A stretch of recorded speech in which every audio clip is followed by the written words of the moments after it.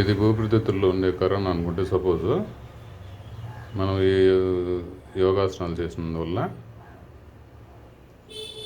ఇలాగా ఆ కరోనా క్రిములకు సంబంధించినవి ఏమన్నా ఉంటే డ్రైన్ అయ్యి బయటకు వెళ్ళే ఛాన్సెస్ ఎక్కువగా ఉంటాయండి.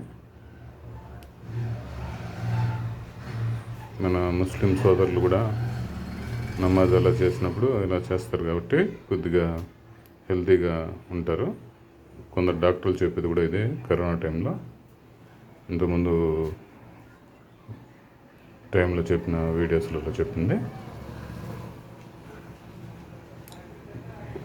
మనం పీల్చిన గాలిలో ఉండే దుమ్ము ధూళి లాంటి వాటిలలో కొన్ని పార్టికల్స్ ఉంటాయి కదా, అవి కూడా దీనివల్ల క్లియర్ అవుతాయండి.